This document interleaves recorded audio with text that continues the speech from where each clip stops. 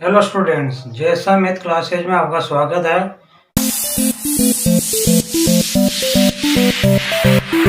आइए आज हम एनसीईआरटी बुक स्टार्ट करते हैं, जिसमें हम शुरुआत में चैप्टर नंबर 5 में समांतर श्रेणी के बारे में पढ़ेंगे। तो समांतर श्रेणी एक प्रकार से ऐसी श्रेणी होती है जिसमें जैसे कोई मक्का है यानी भुट्टा है, उसके दाने होते हैं वो सही ढंग से रूप में होते हैं। उसी प्रकार हमने देखा होगा कि जो मधुमक्खी का छत्ता होता है उसमें जो छेद होते हैं उसके वो भी एक समान होते हैं।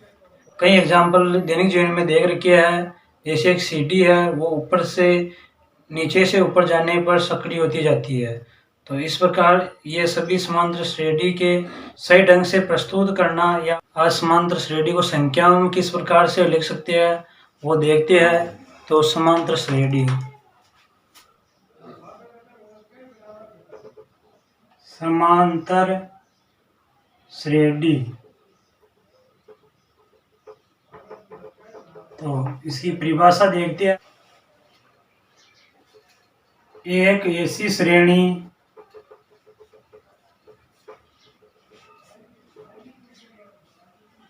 जिसमें संख्याओं की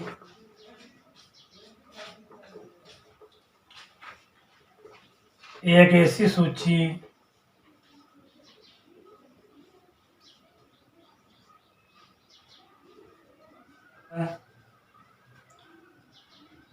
जिसमें प्रत्येक पद पहले पद के अतिरिक्त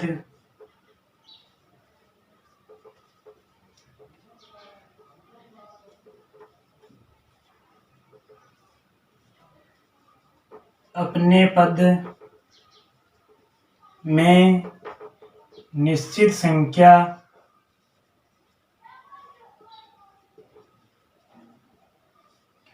जोड़ने पर प्राप्त होती है। समांतर श्रेणी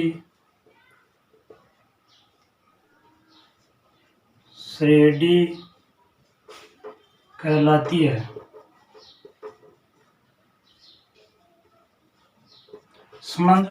समांतर श्रेणी यानी कि एक ऐसी श्रेणी जिसमें एक ऐसी सूची है जिसमें प्रत्येक पद यानी कि जो पहला पद होता है उसको छोड़कर जो बाकी पद होते हैं उसमें हम एक निश्चित संख्या जोड़ते हैं। निश्चित संख्या जोड़ने पर जो हमारे को सूची प्राप्त होगी वह समांतर श्रेणी कहलाएगी। तो आइए देखते हैं, आइए हम उदाहरण लेते हैं। उदाहरण है 1,2,3,4 एक समांतर श्रेणी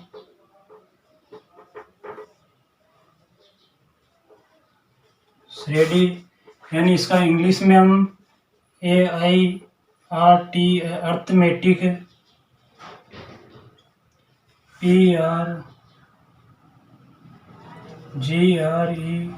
PROGRESSION अर्थमेटिक प्रोग्रेशन है। और इसको हम शॉर्ट में अर्थमेटिक प्रोग्रेशन को इसका ए और इसका पी लेके AP भी कह सकते हैं। तो अब हम पूरा समांतर श्रेणी नहीं बोल के AP बोलेंगे। तो इसमें क्या हो रहा है, एक है तो एक के बाद इसमें एक और जोड़ दिया तो 2 आ गया, 2 में एक और जोड़ा तो 3 आ गया, 3 में एक और जोड़ा तो 4 आ गया। तो इसमें कोई भी एक निश्चित संख्या जोड़ते हैं तो जोड़ने पर जो हमारी को एक सूची प्राप्त होगी, यानी 1 2 3 4 की जो सूची है ये एक प्रकार से समांतर श्रेणी का काम कर रही है। यहाँ पर आगे और जोड़ सकते हैं। जो यह निश्चित संख्या जोड़ते हैं इसमें यह निश्चित संख्या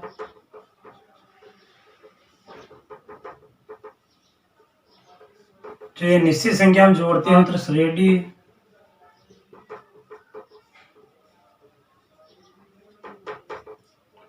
यानी कि AP का सार्वंतर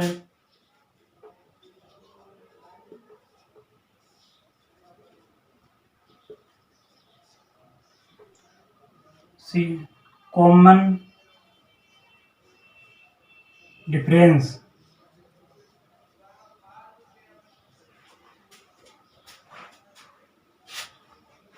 कहलाता है। यानी कि ये जो निश्चित संख्या होती है ये सार्वंतर कहलाता है और इसे हम जो ये डिफरेंस का डी होता है इस डी से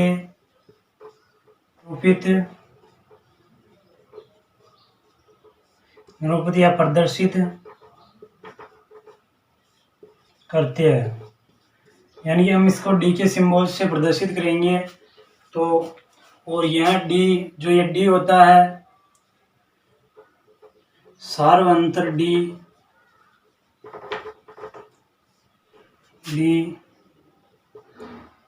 धनात्मक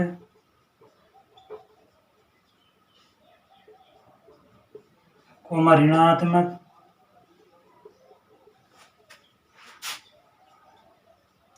तथा 0 हो सकता है।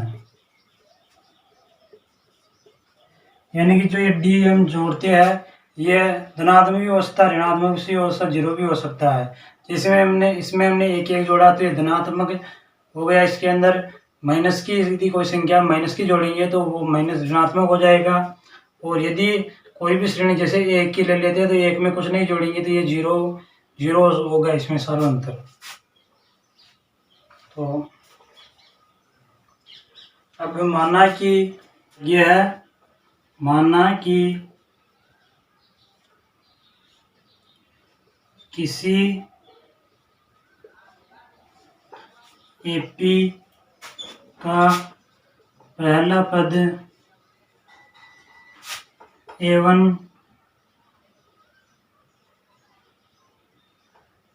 दूसरा पद A2 तीसरा पद A3 तथा इसी प्रकार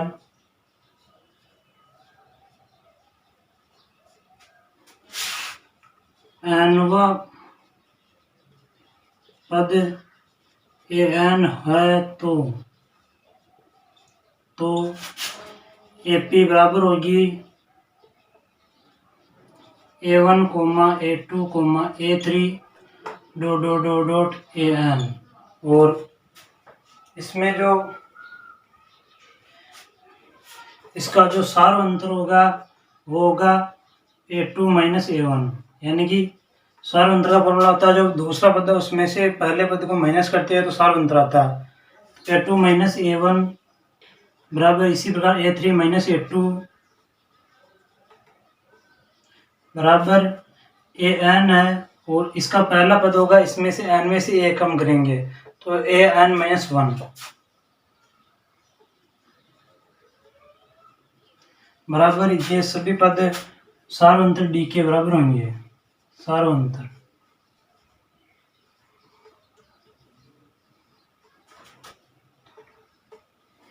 आइए हम समांतर श्रेणी का व्यापक रूप देखते हैं। तो इसका व्यापक रूप होगा समांतर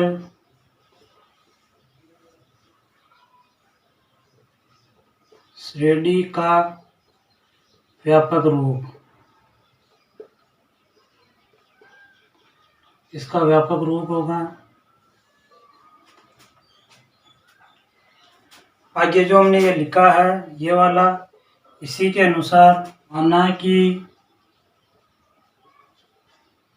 अब ये जो श्रेणी हमने ज्ञात की है इसमें हम डी को जोड़ते जाएंगे और एक नई समांतर श्रेणी ज्ञात करेंगे। तो माना कि a plus D a plus 2d a plus 3d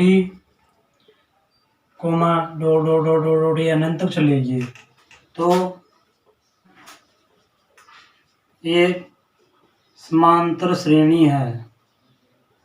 समांतर श्रेणी या समांतर श्रेणी दोनों एक ही होता है। समांतर श्रेणी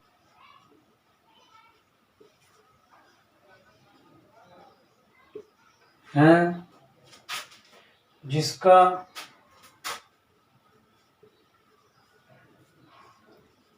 पहला पद ए तथा सार्वंतर डी है। तो इसमें यदि ए जैसे यहाँ पर देख लेते हैं इधर रफ में कि ए दूसरा पद उसमें से पहला पद माइनस करेंगे, क्योंकि ए प्लस डी माइनस ए, ए से ए हट जाएगा और डी बचा, यानी सार्वंतर जो डी होगा इसका और पहला पद ये ए है। तो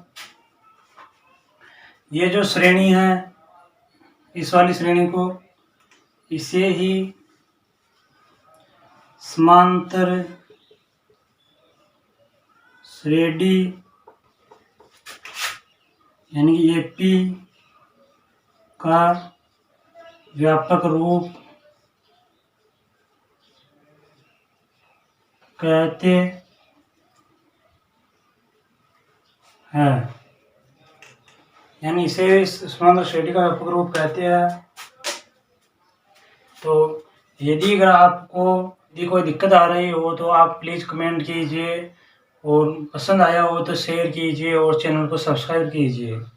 धन्यवाद।